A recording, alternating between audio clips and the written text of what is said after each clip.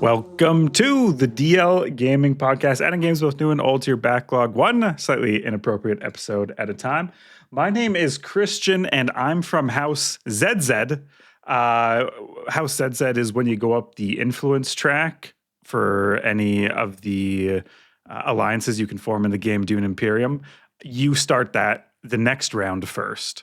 So Zed Zed, you're always on top. Joining me today is Amanda. Hi there, and I'm from the house Muad'Dib, where we will always rise up in alliance and then hide as soon as we do that. I think my special power would be any agent or money that I send, I can once a game take all of it back and redo it again as a good way to Ooh. little hide. But then the next turn, because I'm hiding, I can't do any action. Oh, very cool. And Taylor. And I am part of the Bene Tleilax. Yes. And I think that's actually really well pronounced. Yeah. And my special ability is two. There's two, one for the signet ring and one for the card. Yeah. I am able to any purchased cards put on top of my deck for the cost of one Solari. Okay. And then when I play my signet ring, I am able to take a agent that has been discarded from someone else's discard and play it on my turn. Very cool, because you are sort of in universe Making the repurposing the Golas. Yeah. Okay. So this week, guys, we're talking about Dune Imperium. It's a board game port, and Fallout 76, the sort of MMO RPG. Well, maybe takes the M out of MMO. I don't know if it's so massively, but and we sort of thought it would be cool to invent our own personas and houses for Dune Imperium. And Taylor, I just played how did you say it? Calaxium? What? The house name? Yeah. Tleilax. Tleilax, yes. Like T-L-I, Tleilax. Okay, I'm not lilacs. Smells nice. They're present in the expansion pack I played for the board game, and your power for your house is an actual power you get No way. Yes, when you purchase a card, if you go up the research track enough, you get the next card you buy on the top of your deck. So very aptly. Wow. Okay, because I've never seen the expansion. So We've got a regular Muad'Dib over here. We got a regular Paul Atreides seeing the future, plans within plans. Okay. But before we get game to design career, soft launch. What's new, Taylor, other than your game design career? so Late bumper comment. love it. This week, Christian was just saying, we played Dune Imperium, and we played it together as a crew. And so I feel like we hadn't played together in ages. Since the last Dune. Dune Awakening. Dune Awakening. Dune brings us together in ways nothing else can. No It's other the force of nature. spice. We're all addicted to the spice. We Yeah. got a little bit of some blue eyes going on, so we all need to, Maybe that's a reconnect. little peek behind the curtain for everyone. Like we all get together for this show every week, and we talk during the week to each other. But it's not like we're always sitting down playing games together. And so when it does happen, it's really nice. And especially since Dallas got snowed in, the whole city, all of DFW got shut down for 3 or 4 days because we had 3 inches of ice accumulation. And I know a lot of other people in the U.S.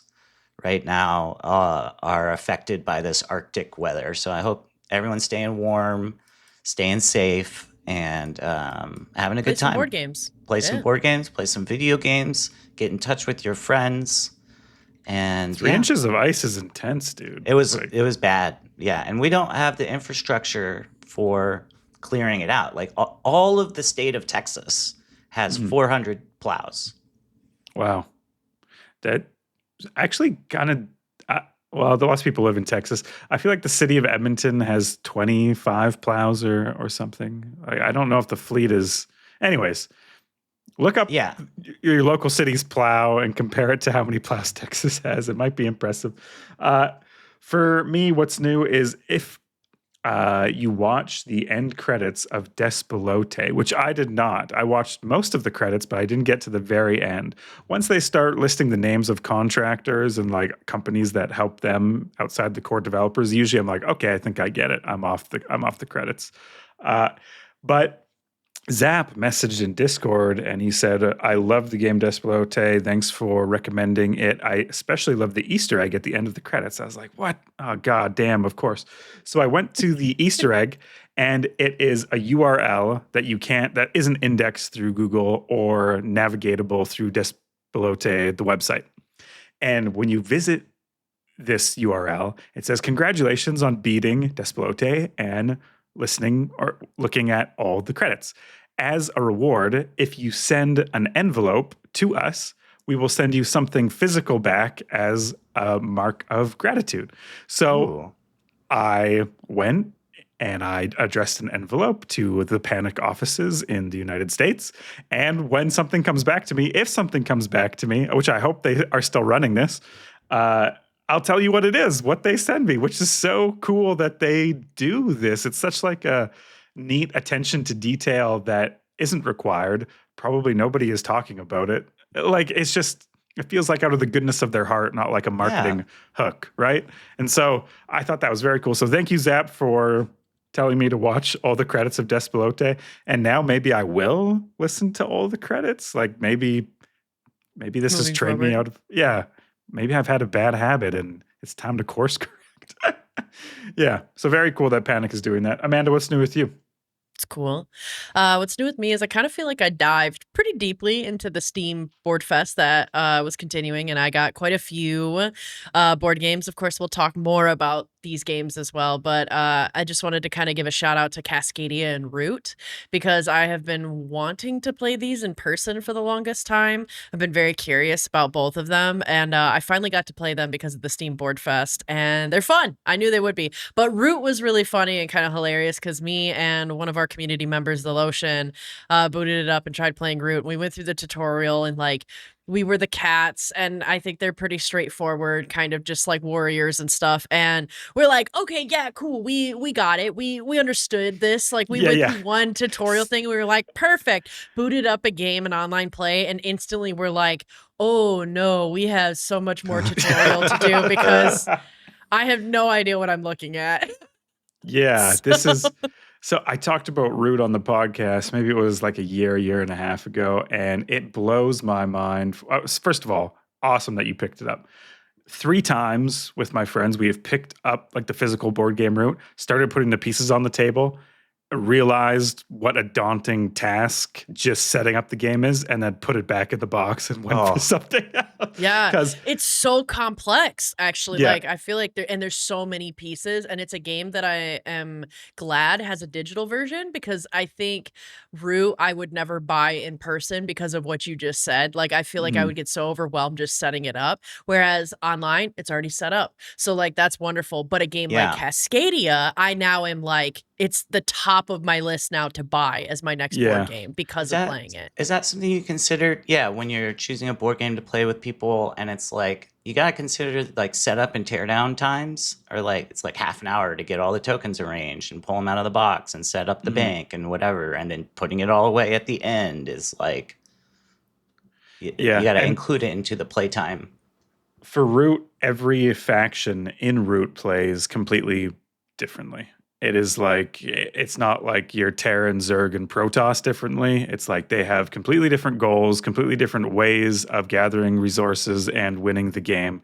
And so it's so funny you played the cats because the cats are the typical way to play like a strategy board game, like Risk. Like the cats, they build barracks, they build keeps, they build watchtowers, and it's very familiar. And then like every other faction is like, what the fuck? There's a character, the raccoon, he's like an RPG. You're playing an RPG in Root. You're just walking around. You have creeps that no one else can see.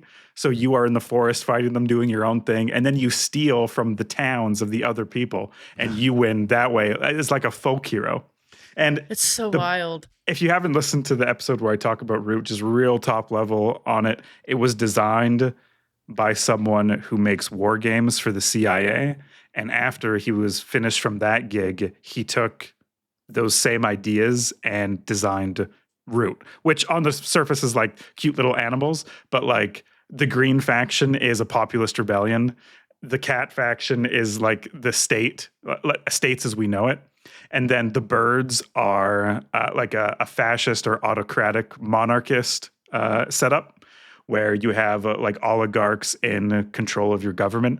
And then the last one is like an RPG, like a strongman Robin Hood sort of character. Anyways, so that's why it's so deep, because the person who designed it did much more important things for a living, likely. It's amazing. That's amazing. Those And, military like, war games are nuts. Yeah. And it's just amazing because, like, coming from Seattle, so many people, it was like on default that people would just be playing tons of board games. So board games were always talked about at work, and like tons of people play them together, right? And I had always learned on the street that Imperium is the most complex and ridiculous Twilight game. Imperium. And then playing some Dune Imperium, I was like, oh, I mean, don't get me wrong, there's some complexities, but the way that people gassed this whole just like franchise up, I was like, oh, I was expecting something more complicated. Not related. Not related at all. No. Oh well, It's Twilight Imperium. well, then Same I don't last know. name. Okay, all right. George well, Bush and Bethany Bush, no relation. And having Damn played it. Twilight Imperium, it is big and complex and long and crazy, but I wouldn't even say it's the biggest, most complex game out there. But yeah, yeah, I've definitely just- heard people Root- talk about it like that too. Yeah, and I think most people that I've talked to about Root, they're like, "Oh, I love it. It's cute. It's got like, woodland animals and it's great and it's like a fun way to kind of like, have total domination." So I was imagining something way more like Risk, and then you're right, Christian. I think Lotion was like the green party or whatever, so everything was about Yeah, the rebellions, and rebellions, we're like, "What yeah. the fuck is this game? Yeah, it's you're like- so complex." You're currying favor to like have a rebellion, but you can't play until the other nations actually expand. It's like a whole. You're like, what am I doing? It's a whole thing, but it's awesome. I'm so glad that I have a digital version of it because that cuts out a lot of that overwhelm. So the digital version too, what's cool about Root is they kept making expansions for it of factions that play completely different. So there's like crows, there's aquatic creature like frogs and stuff, and they each have. So when you're bored of learning these 4 completely different factions, you can. Anyways, a lot of time on So Root. much. Okay, I'm at the bumper. Yeah. What did we play this week, Amanda? You ventured back into. Is this the meme? Is 7-6 the meme, or is it 6? I don't know. 6-7. 6, Ah, 7. so close. Yes, the other Okay, way anyways. around. Yeah. That's how cool I am. Yeah, it's good. No, I went back to the wasteland of Fallout 76. Man, at this point I kind of hate it, but I obviously still love it. That I'm such like a Bethesda fangirl, and like their MMOs I keep coming back to. Like I can't get rid of Fallout 76 from my life. I can't get rid of the Elder Scrolls Online. Well, you Like, have the I Bethesda just- tattoo right across your. It would be awkward if you were no longer. But a fan. I did make sure. I'm gonna try and make sure I don't fuck up my mic while I do this. But I did make sure to wear my Pip-Boy, which I have an actual Holy? Pip-Boy. Wow. Oh, it looks and great. it works. Functional. And it's functional, and like I can switch to my inventory, and I have a Wow. map, and Wow. so it is, and I can listen to the radio, and so it is a full functioning Pip-Boy, super That's so fucking cool. cool. That is so cool. I got the collector's edition of Fallout 4 when it came out, and that was super cool because you basically had an app on your phone that you put in this Pip-Boy, and then they have their own app of the Fallout Pip-Boy, and it's synced with your account. So there was so many times where I was playing Fallout 4, and then on my arm I'd be like in the middle Oh, of no combat, and then I'd be like, oh man, shit, I need a stim pack, and so I would just hit stim pack on my arm, and it would do it in the yeah, game. which is kind of cheating, but it was great. It was super helpful for fast traveling. Cheating? You paid for that. I Yeah. feel like you are in Fallout. That's not cheating. Yeah, That's like it was- a level of That's immersion. Yeah. It is amazing immersion. So All you it's need been is VR super, at that point. Yeah. and Fallout came out, yeah, and they Or have VR AR. now. But And a lot of with- cancer. Sorry. Right? Yeah. But no, with Fallout 76, like I've got a like soft spot with this game because it's really interesting. When the game was coming out, I think in 2018, I I applied my like anytime there's an IP that I really love, I basically will watch gameplay for like 10 to 15 minutes and then I decide like would I buy this game on launch or not, and if I decide I'm going to buy it on launch based off of that, then I stop the hype train because I feel like one of my favorite things growing up was not knowing the whole top 10 things you need to know about this game when it's released. Like Yeah. I Oh, didn't yeah. watch that shit. I like would sit there and wait, and then when Halo 2 was released, it was like the very first time, and same with Oblivion, with all of these Bethesda All games you got was growing up. what was on the box. Exactly. And so I, And in you're a so way, as an consistent adult, upon this. When Dune Yes. Awakening released too, you were like, "Don't send me videos," and I'm not watching anything in Discord. I'm not Yep. even hitting the play button. That's some pretty intense self Yeah. control because the amount So of I'm hype gonna for that tell you- game. it's but I feel like honestly, like hype these days is the biggest killer and like the shittiest game. It's the shittiest thing for these games. And the shittiest thing for our own experiences. I feel like it's very much like lying about going to the gym. Like you're only hurting yourself. So I feel like by hyping a game, you're almost kind of hindering your own expectations about it. And like I'm just gonna say full disclosure too, this year, don't send me shit about Fable because that's how I feel about Fable. When Fable comes out, I am gonna just dive in and I want to have like brand new eyes with it, right? And Fallout 76 to me is like my shining example of why I fucking do this. Because with Fallout 76, when it was released, it was marked as like one of the worst launches. People fucking hated this game. They ragged on it. They dragged it through the mud. They talked about it being horrendous. But you know who Yep. had an absolutely amazing fucking time for 2 weeks? This bitch. I had a great time when Fallout 76 came out. I loved it. I thought it was amazing because, again, all I did when I was knowing that Fallout 76 was coming out is I knew that they were making a MMORPG in the Fallout universe where you were being released like as kind of not truly the first wave, but some of the first waves of people from the Fallout shelters. And I was like, that's so cool because in a way, like the players are creating the world. And I've always loved when things do that. Like Second Life was a game I used to play growing up that was very much like that. Part of why I love MMOs and why I love crafting survival games is because a lot of times the community, the servers, they are creating the content for themselves, which is Right. so cool. I think when you have something such as like developers in a video game is almost a tool for this connection that we're creating together. That's It's like- amazing. It's There's just so hard to nothing do like well. the fresh start It of a is. 7 Days to Die server. And then like Yes. day 300, you look around at everything you've accomplished and how you've edited this world, you and your friends. And maybe there's a couple factions like, oh, we don't like those people over there. They live in that skyscraper. And you couldn't script this, right? You made Exactly. this. You Yeah. made this blood, Emergent sweat, and time. gameplay. Yeah. It's an organic mechanic that is like a No, I game don't- design. Yeah, right. Organic I know. mechanic. An organic mechanic.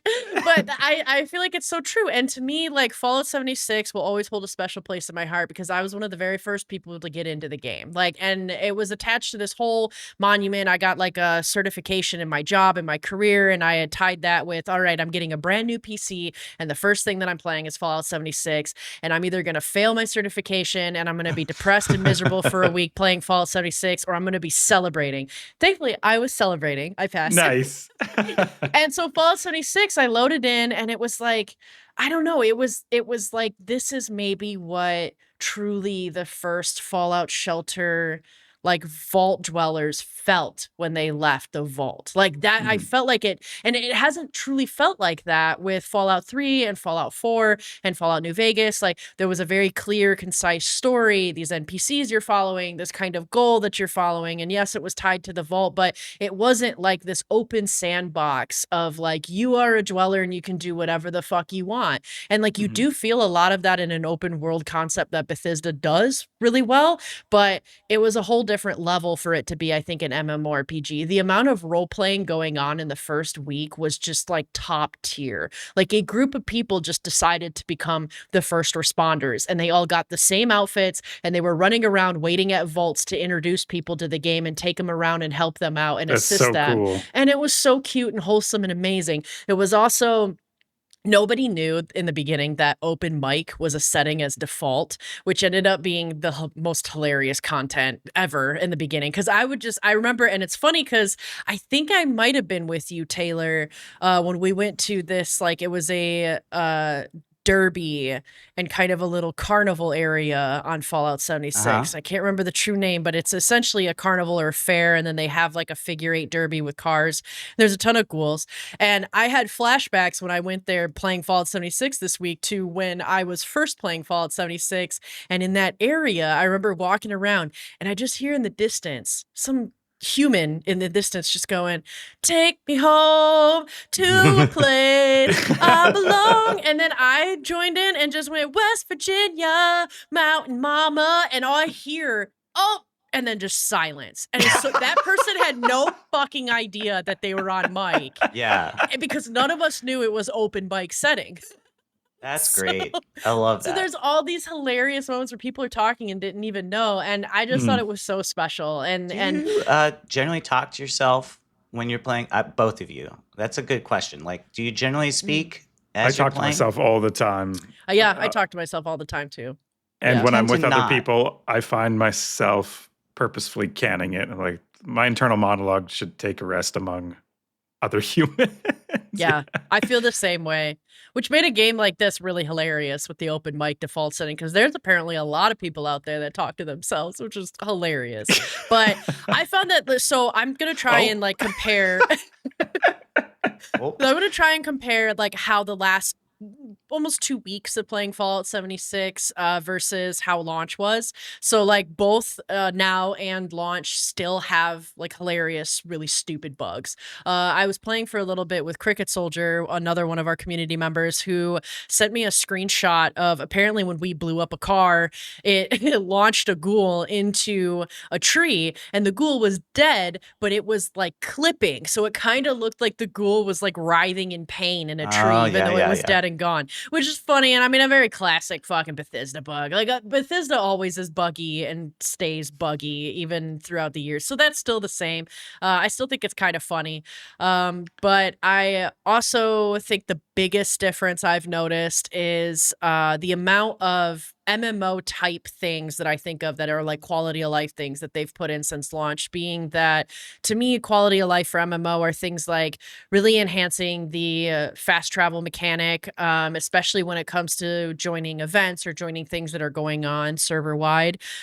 Team connections and like social menus basically are a type of MMO quality of life. You should be able to just very fluid and easily join your friend playing in an MMO. There are things like the UI showing where quests are, mini maps, certain things like that I think are really important. Hotkeys, hotbars, those type of things. But You know, I feel I think it's kind of an interesting discussion because on the one hand, I agree with you about these quality of life features, but on the other hand, it's like that kind of removes me from the Yeah. game. And like I remember Totally. playing WoW back in the day where you had to physically travel to the dungeons, right? And like make your way there in the overworld and like and you would meet random people standing in front of them to group up and like I have a lot of very fond memories with that. And then the last time I logged into WoW, it was like click a button, didn't matter where you were, you just got matched up with some randos and thrown in the dungeon. Like totally different experience, and it felt It's- more shallow. It's I think it's one where the journey is part of the game versus one where people want the instant sort of reward of the content completion or doing the content. And I think that's where games like Fellowship sort of shine through, as like, we're going to give you the part of the game that you want. But I think there's something to be said, Star Wars Galaxies, the 10-minute shuttle timers, right? If you look at that as an intrusion to getting someplace, yeah, super annoying. If you look at that as part of the game where you get a buff and you talk to people, then it's one of the best parts of the game. Right. And the social I haven't- aspect of it. yeah, and I haven't had an experience in an MMO that has done that except for Star Wars Galaxies in a long time. So RuneScape was like the- that for me, for sure. But I have another thought that this is just like maybe the natural evolution of MMO. At the beginning, when it's fresh, you kind of have these experiences maybe more naturally because everyone's figuring it out. But once everyone has it figured out, maybe those things do become annoyances, and now it makes sense for the game to be more streamlined. Right. So I Grant? feel like, I don't know if this is going to be controversial or not, but I feel like both Elder Scrolls Online and Fallout 76 actually kind of dance that line pretty well of like the immersion versus the quality of life for it being an MMO thing, because I feel like it takes actually a very long time till you learn and would even use a lot of those things. Like one of the best new things that I think is super cool in Fallout 76 now that wasn't there at launch is the diversity and how well made the public events are. And that's a very MMO kind of thing, is that basically this public event, they change up what they are, and they pop up on your map and you can select it. It tells you recommended level, the kind of loot that you're going to get, how many players are already there ready to play, and you can just instantly fast travel to wherever that is. And you usually get like stupid good loot. You get like 1 to 3 levels depending on what level you are, and it's just like such a fast way to go from like 0 to 100 basically. However, what I think they do really well with it is, so that's a very MMO-y thing, especially in a modern age one, where you could just pull up your map, pop into those public events, and then basically spend a whole day just jumping public event to public event and just kind of farming that stuff and that experience. And you're with a ton of people, and usually they're dressed up fucking goofy, like an entire, like a crazy T-45 armor and power suit that is like bright pink with like donut sprinkles on it and like a Gatling gun. Like we're literally seeing people like that. So that's very immersion breaking, right? But I will say what's so cool in the way that they do it is it's so tied in with the lore that even when you're in that situation, it works really well. Like I think of the one where we're summoning Mothman and that public event. Like that was done so well, and the music and like the story and like the way that they're playing out just that one public event feels very immersive in the world. Like you're actually trying to summon Mothman and killing these albino deer and like giving up their blood for sacrifice. It's crazy. That was something I definitely noticed too, playing this week with you, was like the diversity of the events and like what they had you doing as objectives and stuff. It wasn't just the same thing over and over.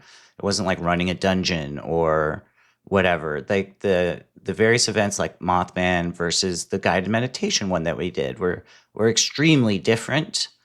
And that was something that really impressed me with the game. You guys went on a guided meditation in Fallout 76. Oh man, this was, and it was crazy. It was just the two of us. Yeah. It took us to like this temple, and there were these like meditation like machines that we had to defend from these ghouls that were coming, and Amanda and I were like, yeah, let's check this event out. We haven't done this one yet. We load in, and as the counter is like counting down of like when it starts, we're like, I guess no one else is here. It's just the two of us. Let's figure this out. We've never done it before. And so it was super stressful because this was obviously designed for like at least 5 people minimum. Mm-hmm. And it's just the two of us, and we're both low level.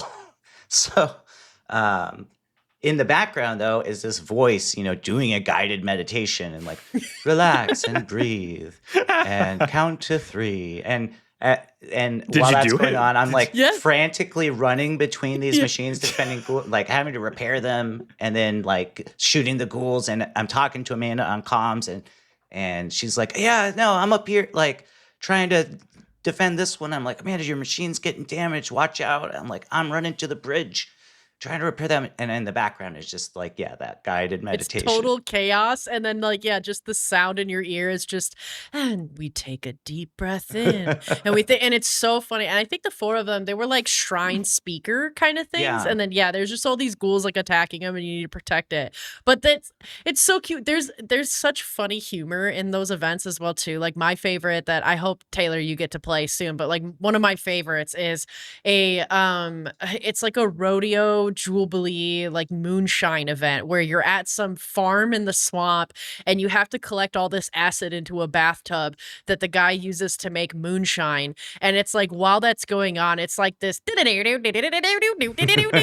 like this crazy it's just this like chaotic event, and all of these like huge gulpers, which look like they look like these massive like salamanders, like acid and everything, are coming and attacking, and it's like you have to fight this, but then collect and make moonshine, and it's so funny. There's another one that we played that it was Cricket Soldier and I played it, and it was called the Tunnel of Love, where you go through like it's almost like when they have those rides where it's like a swan on You a sit on the thing. swan and go Yeah, through the they like tunnel. use it as like a date night thing, but it's like essentially the Nuka-Cola guy and like the bottle cap girl or whatever, and it's their Tunnel of Love, and it's a roller coaster mine cart ride, and you have to go through the mines and like repair the actual track so that way people can ride on the roller coaster, and then help build a robot and have a fake robot wedding with the guy that owns the tunnel.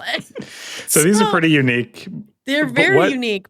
I remember when it launched, people were like, there's nothing to do. There's no NPCs. You were having a great time because the people filled that void in the sandbox. And now it seems like they have addressed those concerns, but it feels like a different game now. It's a super different game. I almost, in a way, I don't know. I kind of get both sides of that. How like a lot of people really wanted more NPCs and more kind of content generators for the game to keep going. I did feel like after level 30, things got a little stagnant. So I see that complaint and that concern. But at the same time, it was so special, like sticking with the lore of there wouldn't be a lot of NPCs. This isn't hundreds of years after people kinda get had to released be from the there fucking in a way. Yeah, like This was like an it's event. so- It was like something to experience rather than a time Yeah. and place that can't It was a be. time Right. and place. But it can't Absolutely. last forever. No. Those But always fizzle out. But now there's like so many fucking NPCs. I mean, they're everywhere. I remember like we went running down a road and it was like constant. There were people, and I was like, "Oh my god, like another fucking robot." I don't care. But like, or all these settlers. Like, there's all these random ass people just standing there, being like, "Licorice tastes better after the bombs drop," and I'm like, "What the fuck is this?" Get out. You wouldn't be here. Where's my barren wasteland? There's so much life here. Gross. Where's my barren wasteland? But no, it's a totally different game now. They're actually still having a free week. So if anybody listening wants to try it out themselves, the free week's going on until February 5th, this Thursday. You can download it on Steam and play it a little bit yourself. I think it's super solid and fun, especially if you kind of like sync it up, get yourself a little Pip-Boy and watch the Fallout series and then dive into this. Oh, it's Get super into fun. But get into Surround it. yourself in the IP. Surround yourself in the IP. Yeah. Dude, nothing like a guided meditation and the most calming thing of defending waves of ghouls as they're screaming in your ear and fighting you. Yeah. Oh, sorry, go ahead. I was going to say, like, as someone who I never played at launch, and this is my first experience with the game was this week, playing with you. And I just want to add to that, like, definitely check this game out. It's a lot of fun. And if you have friends, obviously, I think it'll be more fun. But even on your own, I was enjoying the quest that the first quest that I got on, and learning those mechanics and stuff. And to me, I didn't have that comparison to launch, but I feel like the experience as it is now is really fun, and doing the events, jumping around, but also like slowly building up your own base and working through the quests and figuring out your loot situation and crafting, and all of that was pretty easy to figure out, aside from like the UI UX issues, which are it's so clunky. It's such a Bethesda game and of it's being like, clunky like that. Well, and it's like they chose keybinds like at random. It feels like it doesn't align with any other game I've played. It definitely feels very console first. Like navigating your Pip-Boy, I can tell it's like I need shoulder buttons to go between pages. Right. yeah. And there's just someone so asked me many the other steps. day, we were playing a game and they were like, how do I open my inventory? I was like, brother, Yeah. like every game I ever. for inventory, yeah. But no, and that's a great point, Taylor, or sorry, Christian, because the way you open up your inventory in Fallout Don't say 76, B. It's tab. it's tab. Tab. I Tab. could But tab also live- is used for exiting menus Yeah. as Oh. well. It's Yeah. used a lot for like You ready? five All right, I could live with let's tab. have- I could live with the tab. I could live with the tab. All I right, think, let's have a cringe corner. Ready? So Yeah. so this is how I'm gonna think of two examples that are really frustrating and like they make me cringe having to do it in Fallout 76 because it feels so unintuitive I've got or one. non-intuitive. The first one is fucking repairing your things, repairing like your yeah. weapon and armor. It's so annoying. So Takes like I'm five. gonna suggest it's R. No. No. You know what? R is part of it. It's not just R, but R is like part of step it. 3. So you have to go. So you have to go up to your like whatever. You could go up to like a crafting bench. If it's a weapon, you got to go to the weapon one. If it's armor, you got to go to the armor, and then you go up that's there. typical. Yeah. And you and you select E to go into it, right? Then Oh, you have to click hover. space. Oh, you're right. Yeah. Sorry. E is to craft, space is to repair, and then when you're in the repair menu, It's you have modify to hover repair. over what it is.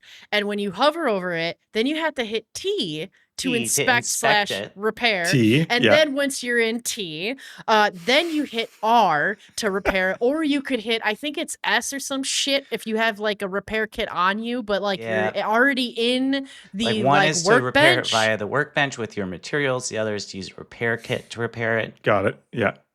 So here's another one that's super annoying. Did you know the only way that you're going to be able to join your friends playing in the game is if you hit M and For map. or escape for map. Or escape. For map, and then you have to hit Z to get into Zed. your menu. Yes. And that's how you get into your settings and other things like that. Yep, and that was then you have to mine. go to social, and then when you're in social, you have to make sure that you're on the right tab to And either to get invite social, somebody. to get to social, you have to click Control Tab. Oh yeah, okay. Control tab. Control Tab pulls Yeah. up your social menu. Or in like a multi-step production process. Yes, to get that's to- what And it's like and to get to the so annoying. to get to the menu to like the main pause menu where you would exit the game to quit the game, you literally have to click Tab or M and then Z. If you hit escape, no, doesn't do Nothing. it. Yep. It's so goofy. That's fun. honestly that's my biggest complaint about Fallout 76 these days is just like it's so it's very cringe and on brand of Bethesda to have the most goofiest wackadoodle key binding and I like how you're pathing calling this to cringe. get to shit. To me, this It would just be is. like frustrating and weird. It is because I'm gonna tell you, like, you do eventually get the hang of it, and once you start getting the hang of it, it's super fun. It's just annoying because there's literally a fucking roadmap that most games do where like, yeah, I is inventory and escape is how you get to your set. Like these things exist and they're very common, but it's almost like, they had to do their own thing. And so, you have to learn all these like millions of different ways to get to shit. So, Right. whatever. But Maybe I that's like how you're using the word cringe because cringe implies that you are embarrassed for Bethesda. You're like, oh, I guys. No, I am. I am because it's unnecessary, dude. Like it's so unnecessary. When like, you're they introducing using the control button, to do basic tasks, that's I will agree with Mana. That's cringe. I feel That's bad for cringe. them. I It's feel not like like this is Arma where you can individually like turn your head to the right or left, and that that requires crazy keybinds. This is just a basic game. Basic shit. It's basic shit, dude. And in 2026, it's cringe as fuck to try and be so unique by making it a pain in the ass. Get in to line, do Bethesda. Basic shit. There's nothing special about you. You're a cog in the... I mean they are. Well, they're like powerhouses in a way, or like trendsetters and like trailblazers in the industry with like RPGs, and it's just my whole like I could dedicate so much of my passion to video games back to Bethesda games, and so like I love them very much, and it's coming from a place of love, but it's fucking cringe the way that they use their UI. All right, it's cringe. It's cringe. It's cringe. All right. Anyway, what kind of IP like would you guys love to see as an MMO? And you can't say like Star Wars Galaxies because we already have that. But what is there an IP you think that somebody really does need to make an MMORPG out of? So we were talking just before the show. Actually, it was announced that Brandon Sanderson signed a deal with Apple TV to like start producing shows of his books and universe. And I would love to see an MMO of the Brandon Sanderson IP. Nice. I think The Expanse was first developed as an MMO storyline that got scrapped by investors, so then turned it into a book. And that is why those three factions are so distinct. You have like the OPA, the Martian Alliance, and then the Terran. I don't know what their official name is. But anyways, you have the Reds, the Blues, and the They're neutrals. like the UN or something. Yeah, the UN, United Nations, you're right. And I think playing around in that universe as an MMO would be cool. And I don't want any MMO bullshit. I don't want like timed asteroid, save Earth from the asteroid. I want the type of MMO where like the asteroid hits Earth and it's completely changed forever, right? I want like the Expanse is grounded in like this real sci-fi feeling that doesn't feel cheap. It feels purposeful. Hard sci-fi. And I want a hard MMO. Yeah. I could take that. That'd be really cool. Like going to a different server. Like if you log into one server, the asteroid had impacted Earth, totally changed it. You go into another server, it had the asteroid didn't impact Earth, and you actually choose get to your own see those adventure differences. MMO in a way. Yeah, That's cool. Where it's that would like be so you cool. as a group of people chose this, but you didn't have to, and so you live in the bed where Earth is destroyed, just like in the books. Anyways, that would be my. That's what I think about at night before I close my eyes and go to sleep. Yeah. I would love to see a Witcher MMO. I think taking The Witcher and making that an MMO would be really sick. Yeah, cool. But, yeah, you hunt monsters together. If only there was something like. Anyways, Dune. Guys, the game we also all played this week, Dune Imperium. And what I really want to be talking about is why you should all play board game ports. I think we have been sleeping on this. What is Dune Imperium? It's the strategy deck building board game port. And I think I Googled board game port and I saw like some discussions on Reddit. I think I have coined this phrase.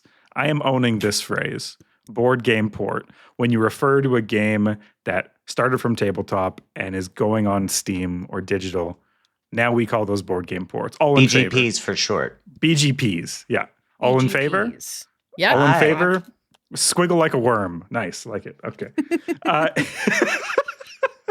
It's set in the Dune universe. So obviously this is a shared universe that me, Amanda, and Taylor love. So kind of like an extra hook of why this game is interesting. I've played it like 50 times in person. I have an entire friendship that survives probably solely because of this game. And I've come up with some nicknames for Arrakis that I'd like to pitch for you guys. Are you ready? Yeah. Yeah. Okay. So we have Paul's Holy Coconut.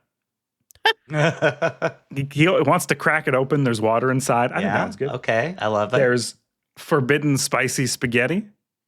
The spaghetti is the worms, obviously. The spice is the spice is the spice. And it's forbidden because I think it's forbidden. Anyways. And then you have a dry water balloon. So everyone's like, Arrakis, no water, duh. And then the Fremen are like, actually, for the last millennia, we've wanted to terraform this bitch, and so it's full of water. And everyone's like, what? We can't let the water come out. That would ruin the spice. It would kill the worms. Dry water balloon, that's what I would call that. Okay. I think my favorite one is Paul's Holy Coconut. And my favorite is Forbidden Spicy Spaghetti. Forbidden Spicy. So whatever you call Arrakis, we had a lot of fun playing together as a group of three, and then with the AI. The reason why I think everyone should play board game ports and why they're the best competitive games available is 45 minutes to an hour session. Not too long, I guess is what I'm trying to say. They're deeply strategic, so a lot of thinking. Choices matter, right? They're stoking a part of your brain that Call of Duty Warzone is not. I think I'm going to say that. Is that fair to say? 10,000%. Yeah, and they're a little slower paced as well. Yeah. You're not, when someone is teabagging you as the pink stormtrooper skin in Fortnite, you're just not getting the same enrichment as if you're playing Dune Imperium. That's okay, but let's get into it. Like if you're playing a shooter, what you're mostly working on is like your reaction times and your split-second decision making and your reflexes, right? Which is fine. There's a place for that. There's science that shows that that's actually very healthy. But I think when it comes to playing things that are like any of the board game ports, you're definitely using way more of like, what is it, your frontal lobe and other parts of your brain where it's essentially kind of like you're doing Sudoku puzzles or solving puzzles in general. Yeah, I mean, it's going to help you not get dementia when you get older, as opposed to. And to be fair, I think I throw a coconut at like a pro Warzone player's head. I don't think they react. They might even react slower than. I don't think it has any bearing in the real life how well they can click on the screen to. I don't agree with you guys. Really? You're out here crouching and dodging? No, but like there is a lot of science to back up that by playing shooters, you have a kind of like a better muscle memory, and you can you're not going to lose so much of the functionality of your hands and like the actions that you're creating. I think both are great in their own place, but like, yeah, it's the difference between like learning how to shoot either bow and arrow or a crossbow and like the pros and cons that come with that versus learning how to play chess, right? So like a board game is very chess, obviously, because it is a board game, but you're using your brain into kind of solving a lot of these things and like, yeah, helping against dementia, but at the same time doing shooters can help prevent Parkinson's. So like I think that they're both very helpful, but just different. I'm gonna look this up after the show. If shooters can prevent Parkinson's, fine. But anyways, deeply strategic in ways that potentially Fortnite and Warzone also give you benefits of. I don't know what I'm saying. And the best part is it's turn-based downtime. It's turn-based game. So you have downtime to plan your turn. That would be nice. Or to banter. Love the banter. If you're playing an RTS, you're so into it. And sometimes even a shooter, it's like bam, bam, bam, moment. And the game doesn't give you any time to just shoot the shit, right? And as a group of people, that was fun, right? Taylor, Amanda, we had the banter was flowing as much as the spice at times. I felt that's true. Yeah. I do love the banter. I love games too that have a little bit of politics going on, right? Where you can forge alliances and stuff, which this game doesn't really have, but. I also love commenting on what someone just did on their turn. Yes. It's like, oh, okay, look at you getting that sword master spot. Okay, I see what you're doing. Yeah. I see what you're doing there. Okay. Oh, getting some influence with the Fremen, huh? Yeah. All right. And then there's also a little banter there. You can if you could see someone did a less than optimal play, you just call it out to just get under their skin a bit. I think that's part of the game. I think that's part of the world of Arrakis. No? Oh, yeah. Oh, you're deploying all these troops in this conflict for 6 Solari? Yes. Yeah. Irrelevant. Yeah. So I think also like all good board games, the base game is pretty simple, right? Maybe you need a playthrough to really get it, but it looks maybe daunting at first glance, but after you go through it once, you're like, oh, yeah, I got the purple squares, the green squares. Like, just needed one, like the first half of the game, even of the first round, is what really that's when it clicked. Yeah. And the expansions open up completely different play styles, but they give you more options of what you can do on your turn. But I found that I wasn't spending any additional time. Like the games didn't go longer because there was more choices. There was just more potential things I could do. And I thought it was very well balanced. So once you have the basics down, then you buy these 2 expansions. And now it's feasible. I played a game online where someone won and they didn't win one conflict. They didn't even participate in the conflicts at all. They did the research track and were allied with the Fremen. And so it's interesting to see opening up different ways that you can win the game. I love that. Like Yeah. the Civilization board game has that as well, where it's like That's you can go cool. for science, domination, culture, etc. Mm-hmm. And yeah, I love being able to win in different Yeah. avenues. And there's not a lot of ways. I guess someone could see what your strategy is and try and block you. But what I found with Dune, when I play Dune in person too, it's like everyone's sort of doing their thing. And other than the conflict area on the board, there's very little like, okay, I'm going to fuck with you because you are doing something less than optimal for you to get someone else's turn out, but they still have a bunch of options that might work for them. This was just one of the things that they were willing. And there's a couple cards, it's like you can't go on this space, and maybe that comes in handy a couple times. But for the most part, I felt at least that, oh, Amanda didn't block me from doing what I wanted to do. If anything, maybe I should have not strung myself to like one strategy for this round. Like maybe I didn't plan enough ahead. Anyways, I found it was also the competitiveness had lots of parity. And what parity means is someone new to the game can win and someone who's experienced can lose. And was Taylor cheating? Because when we Yes.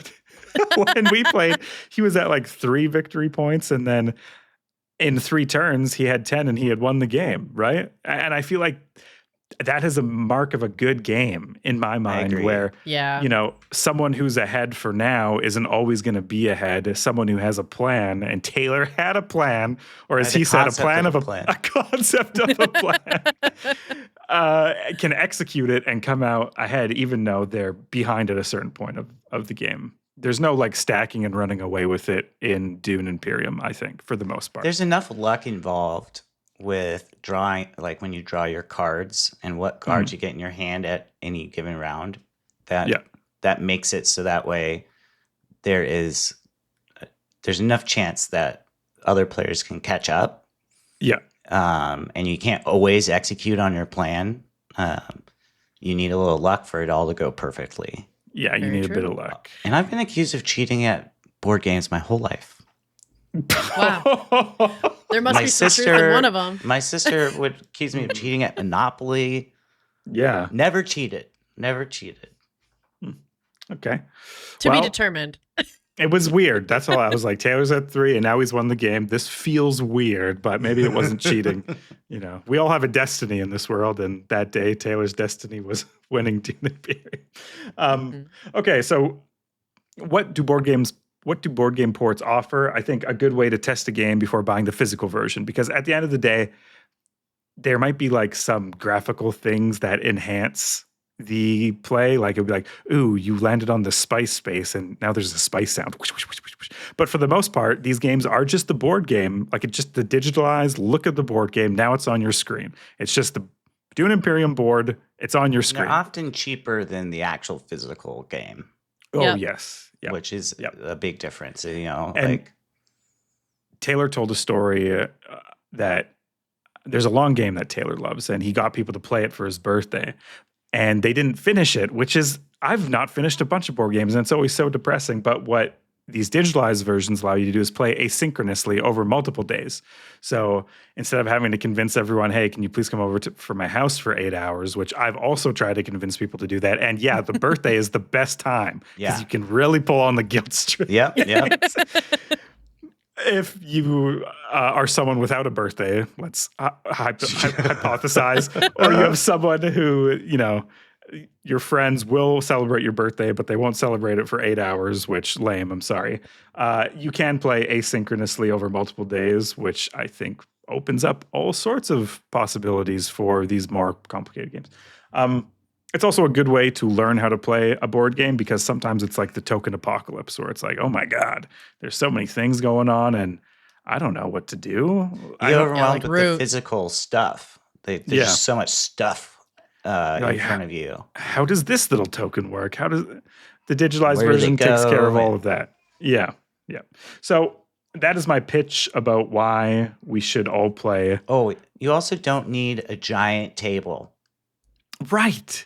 That's- My dining table isn't big enough for some board games. And Yeah. it's And then you're on the I went out floor. and bought on Facebook Marketplace some like fold up plastic table that I could. Yeah. like, I have to move my couch out of the way so I can set up this plastic table in my living room. Yeah. So that way we have enough space to play a board game. That's awesome. A great consideration, the physical space. And so, first of all, nothing will replace an in-person board game. They're literally one of the best things ever invented. Thank God they exist. I love playing in person with my friends. There's nothing else like it. But the second best thing is the digitalized, a close second, I will say, the digitalized version of the board games. And I don't think they get a lot of love on Steam. I was talking to some guys, I was playing Dune Imperium. I was like, what other games do you guys play? They're like, this is the only game. It's like they didn't even really understand what Steam was. They were like, oh, this is my Play Dune Imperium device. What are you talking about? Right? Like, this is the game I play. Like, games? What do you mean? This is game. And, you know, that is, for us, people who are exploring Steam and the breadth of games on Steam, I think we have the opposite problem. We're like, oh, board game ports, what are those? Like, those exist? Why would I play that when I could play a game? And we need to merge the Venn diagrams of these two worlds. There are uncontacted peoples on both sides. Oh, yeah. Yeah. I agree. Yeah. You should draw them in. Yeah, draw each other in. Yeah. The spice to the man and the man to the spice, or something. Maybe that's BGPs must flow. The BGP. Okay. Did you guys have anything you want to talk about when we were playing Dune Imperium, or? No, it was just such a good time. I would just say there are certain elements to the game that do feel required, at least without the expansion. Like getting the Swordmaster early feels like gives you an necessity. Extra turn. Yeah, it gives you an extra turn every round, and it's just like so important to be able to like execute on your strategy. Yep. That, and I really think the conflicts are interesting. I like the balance of like agents, influence, and combat, right? So you have 3 different things to consider every round. Like, where do I place my agents? And how do I get them, like, even what order am I placing them? Like, I need to get spice and water this turn and hopefully recruit a troop. So how am I going to do that? Mm-hmm. And in what order do I do it? Because I think, Amanda also, I'm looking at her resources and I know she needs spice this turn. So will she get the spice before I get the water? Right. Should I even go for the water? Maybe I should go for Which the Bene one should I go Gesserit for first? Maybe I should go for the entry cards on the Bene Gesserit track. Oh, exactly. Bene Gesserit. I already have 3 so entry cards. What if someone else went there? But you're also limited by what your agents in your hand can even go to, like what spaces they're allowed to go to. And so, yeah, there's a lot of strategy there. And then, but you're also considering like, okay, this agent though is worth 2 influence when the reveal stage. And I want to buy this card that's out there. So I like that. I like that it's not just like a lot of deck builders are just deck builders and there's no board part of it or something. And then I guess the last thing is like, I had this stuck in my head for the last day, but Lotion, he was watching us play last night, and he started going, Bene, Bene, Bene, Bene, Bene Gesserit. And it's just stuck in my head. Yeah. Rent free. Thank you, Lotion, for that. Thank you, Lotion. That is what downtime in the board game port does to you. Okay, you're not going to get the Bene Gesserit impromptu chorus when you're teabagging folks in Warzone. Okay. Yeah, it's true. It's true. Yeah. Yeah. Okay. Anyways, this episode is going on for what do you want to play, Amanda? I want to play a game that's called Paralives. It seems like it is going to be the answer to the long wait of when will I get a game that captures what The Sims felt like. Because this game is basically a simulation of life where you have a really cool artistic style, kind of like as if it's drawn. Not quite, but it's very artistic. And they have a lot of building options where you build a house and you're little people that have their own lives and you try It's and The get a Sims. job, and it's The Sims, it's The basically. Sims. Yep. It's The Sims, but it's not an AI owned Crafton trash shithole like Inzoi. So Nope, take that.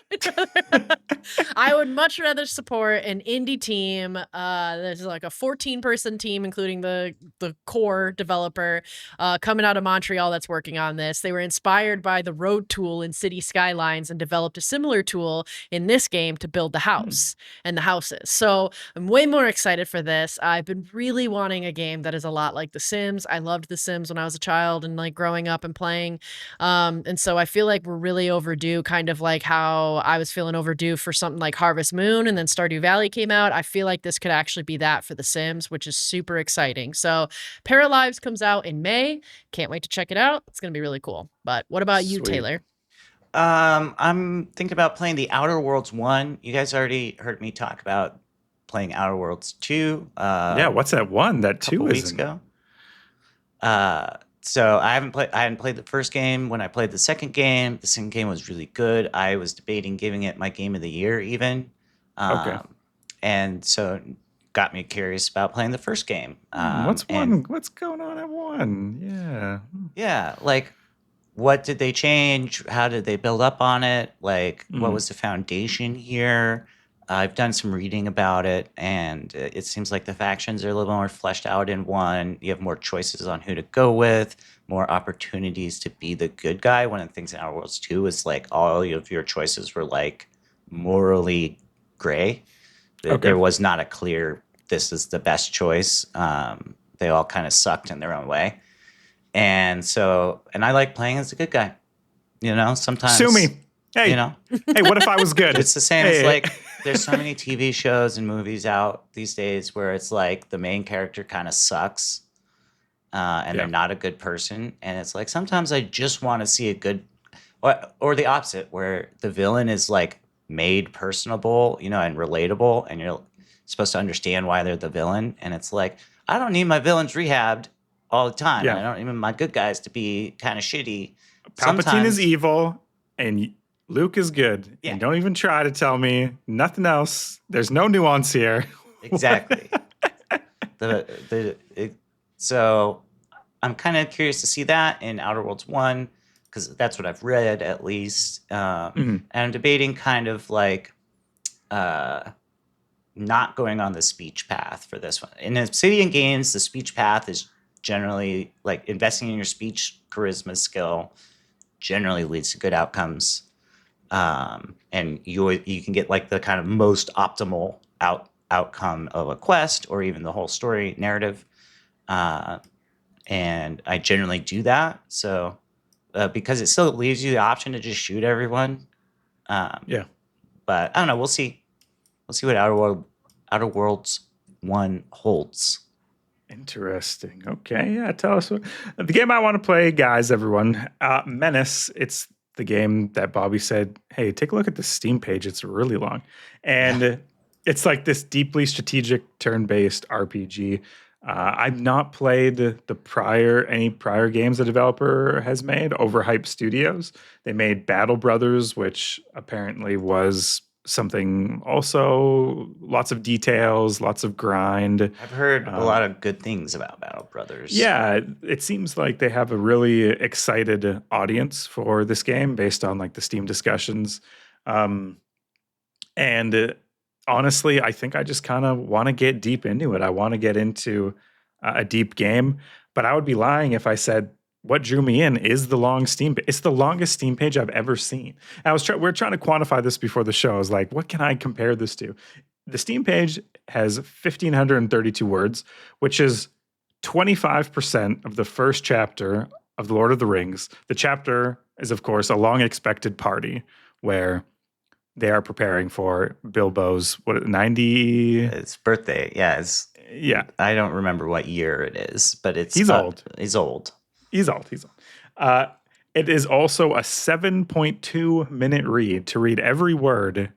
If you're not a speed reader, if you're not skipping, 7.2 minutes for the average person to read, according to readinglength.com, which is a cool website Taylor found when we were trying to figure out how to compare the length of this Steam page. At an average rate of 250 words per minute.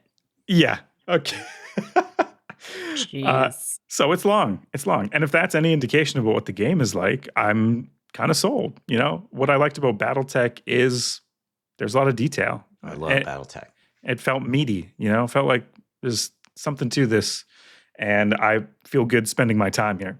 Now, I have a lot less time than I did when I first played Battletech. So I don't know how far in I'll be able to get into MENACE, but it does release on Tuesday, I believe, the day that this episode is released. So hoping to get into MENACE this week, and I'll tell you guys how it is. Oh, Amanda is playing the demo. And That's right. it's price point dependent on purchase. So what price would you buy this at, Amanda? Well, I just want to say, for starters, I love the name Menace. It always makes me think of how every time I play Magic the Gathering and a creature has menace, you need 2 people to block that. And me and my group of friends that play almost every Friday always call it MENACE. So I'm looking forward to playing some MENACE. Nice. Menace, but I feel like Makes me think about Dennis. Sorry. Dennis Menace. Menace. Yeah, that makes sense. It makes Dennis me think the of like Menace. he's a menace. Like, Who? Who's the menace? Like He. the royal he. But they're on first. Anyways, keep going. Anyway, no, I feel like it's more of just at my point in life. I'm kind of like in between jobs and transitioning in a sense. So like I don't have a ton of money. So it's really more that not to say that it doesn't deserve a full price tag or a bunch of money. It's just that I am being cheap. And so to me, I'm kind of like, if it's going to be less than $20, then I probably will get it. I feel like it's at $20 though, but I don't have a ton of money to be spending on games, unfortunately, right now. So I Yeah, think the I'm chances in that that boat. it's $20 got to be low. I Yeah. think that's low. I think it's going to be Yep. at least $40, probably more. The Steam page with 1,500 words, that's, to me, that price point alone is Hopefully $49.99. the demo though is pretty robust, and you can play that a lot. yeah, Yeah. I hope so. Yeah. I hope so. But we'll see. Yeah, I'll definitely see. going to I play the used to- demo for this. Back in the day when you would get a magazine that had a demo disc in it, like there were certain demos that I played. I put like 30 hours into this demo and just kept playing it over and over. Like Totally. Yeah. Trackmania Sunrise demo had The like Roller 3 Coaster tracks in Tycoon it. demo. Yeah. Yeah. Oh, yeah. Yeah. I God, love that bring- demos are coming back. Bring demo boxes back. Mhm. Bring cereal. I bought cereal the other day. First time in so long I bought cereal. And I was like, you know, made my bowl, put milk in it. And I was like, damn, dude. Why get old if I can't pretend to be young? All right. What is our community up to? Firstly, we'd like to thank executive producer Truthbringer. Thank you for supporting us on Patreon at a level above everyone else. I think that means legally you can bully or at least lightly poke fun at. I don't know. You have some sort of privileges. We'll explore them later. But thank you for supporting us. It means a lot. Benny and the Gesserits, we already sung. That was just a community shout. Thanks, Lotion, for Benny Thanks. and the Gesserits. Yeah. If you are in the community and you come up with something creative, we might say your name and try to sing the song you sang. So just keep that in mind, okay? when you're That's out right. there. All right, listener questions and corrections. What do we got? Yeah, so this week from Discord, we've got 3 listener questions. First one is going to come from Time Killer B. Thanks, Time Killer B. Who was your first video game crush? Oh my God, it's Sylvanas from Warcraft 3. I think I've said Really? this before. Yeah, Okay. that little portrait Yeah, in the bottom. Oh my God, dude. a She porthole was, portrait. she was beautiful. Oh man, When I went back to Warcraft 3, I was like, she's like 7 or 8 polygons, right? Like you can Yeah. clearly see the triangle, the big triangles. Yeah. I think mine might be Kate Archer from No One Lives Forever series. I can't, I don't, You- I have to Google her. Kate. For whatever Archer. reason, that series does not get enough love. It is so good. I love those games. They're awesome. I want A new little too much ones. love from you, dude, right? No, sure. Kate Archer. Okay. Got it. Amanda? So I guess I had to actually truthfully look up the years that they were released because they were released only 1 year apart from each other. So that's why in my mind I'm remembering both of them. But it's a little split between 2, which honestly makes sense. My first crush was, like I said, I have 2. The first one is Hitomi from Dead or Alive 3. She's just, I don't know. I love the karate girl. She's the girl next door. She's hot, but And also, I don't know if it's because he's a god. I'm not sure, but Vivek from Elder Scrolls 3 Morrowind was also another Oh, crush. yeah. But Yeah. Babak? Vivek. Vivek. Oh, yeah. Vivek. Right. How Yeah. could I forget? Yeah. Very. How dare Okay. you? No. But yeah, that's the two. Dang, Next, he's like, he has an aura, right? Yeah. he does. He's a He god. is a legitimate The way aura, you said, yeah, actually. yeah, Yeah, he's Yeah. god. Yeah, he's hot. sweet. All right. All right. So next question from Jay Beckquest. Which famous video game or movie IP do you just not get why people like it? Like, what's It's gotta that be game that Jurassic. everyone loves that you're just like, huh? Well, the movie for me is Jurassic Park. I watched it and I was like 5 out of 10. I was like, It was the first Jurassic Park. I think so. Yeah, it has that Wow. guy Darren Jeff Goldblum. Goldblum. Jeff Goldblum. Darren Goldblum. How dare you? How dare you butcher his name? Stand for I this don't- Jeff Goldblum slander. I don't get I don't get him. I don't get Jurassic World. He's by some shit. I just thought it was so cheesy and weird. And I don't know. I'm probably the only person in the whole world that feels this way. I think. Yeah, I it's think very so, too. popular. Yeah, So it's a good Very answer to this popular. question. Good yeah, answer. totally. Good answer, Christian. Amanda? Yeah, for me, I never liked any of the Ninja Gaiden games, or even that style. Don't like it. Don't like Dark Souls. I don't get why people like it. I feel like they're difficult for difficult's sake, just to be some sadist shit and make you feel like shit. So not. Would that be a masochist? I don't know. Anyway, don't get it. Not for me. Okay. All right. My hot take is Final Fantasy. All of them. The whole series. Don't like Right. them. Every fantasy. You're like, what? Yeah, Yeah. no, I don't like the convoluted plots. I don't like turn-based. I don't like JRPGs in general, really. There's some that I've played that I'm like, okay, this is okay, but they're just not my type of RPG normally. And I know so many people who love the Final Fantasy series, and it's like their main thing. One is I didn't grow up with a console, so I literally didn't play them. Or have a chance to play them until I was older. So I don't have that nostalgia attached to it. And two, I thought this was the Final Fantasy, but they keep when adding It's more. not the final. Yeah. Don't I'm call running it out of Final space Fantasy. for fantasies. don't It's call just the file another name fantasy. export_final if it's not final. Yeah. Yeah. So that might be What- sacrilege to some of you out there. But How do you feel about chocobos? I have no relation to the Final Fan, but I love the things that they ride. I like the chocobos. I do too. Those They're are so cool. cute. I would ride Okay. one. Yeah. We need chocobo simulator, chocobo racing game. Maybe there is. Oh yeah. I bet there Yeah. is. There probably Yeah. is. There There's gotta probably be. is. All right. Then we've got a question from the Livingston. Ashes of Creation is toast. What other big cancellations can you remember well? Yeah, so a little bit of a backstory on Ashes of Creation, and this is all off the hip, so if I get the details wrong, please don't sue me. But basically, 100 people working on this game for about a decade. And over the weekend, I think on Friday or was it on Saturday, they were like, everyone's laid off, no more game. After it released to middling review, I think it was mixed on Steam or maybe negative on Steam. Like fucking bombed, which I'm gonna say, even though it hasn't released yet, I think Star Citizen is also going to have a similar fate. Yeah.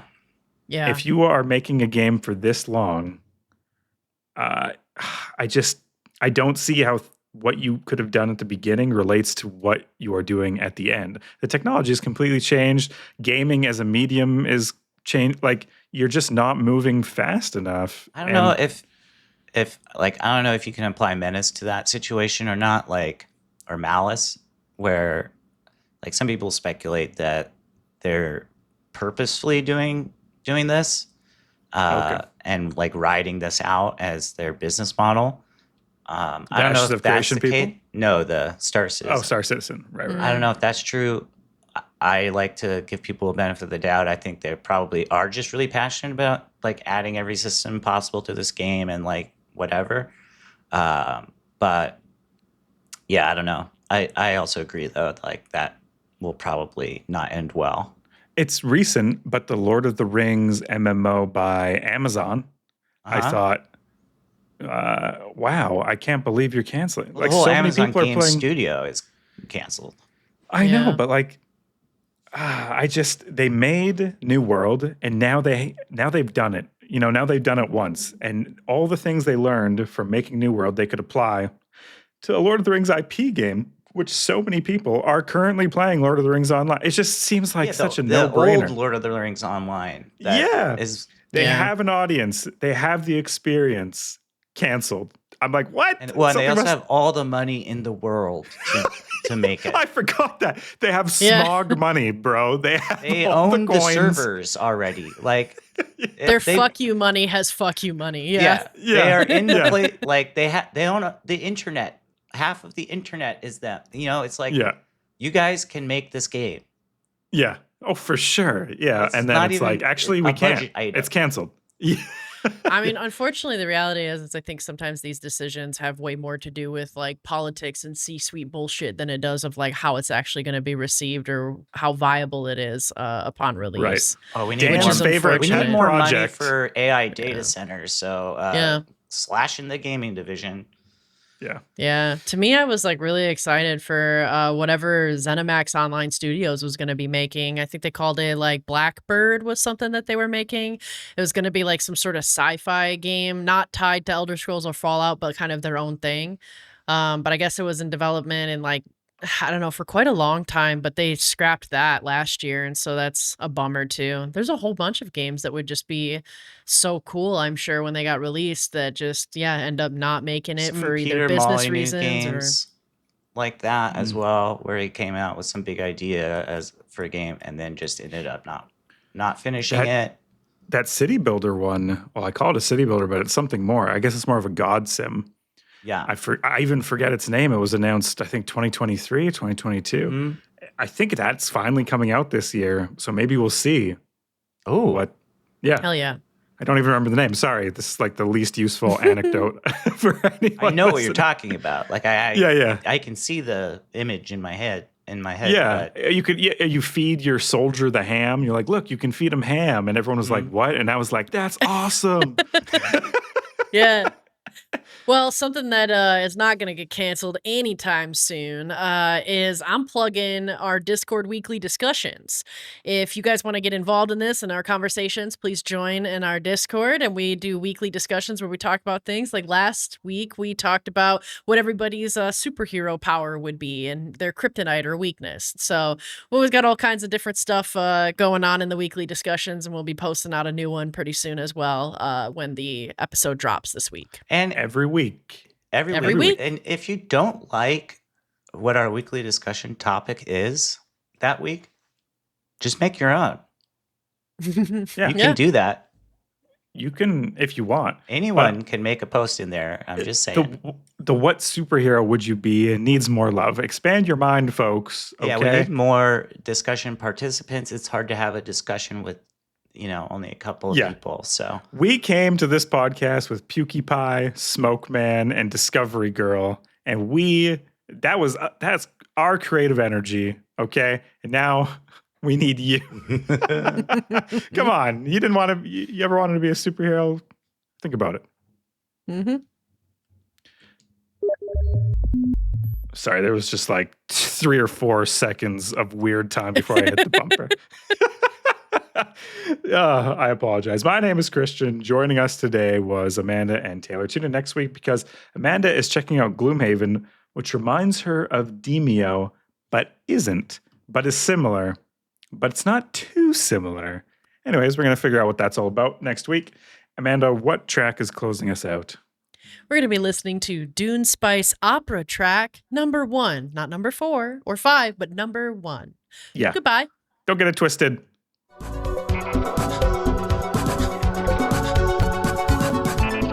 1992. Oh yeah. 1992. The spice must flow. Spicy boy.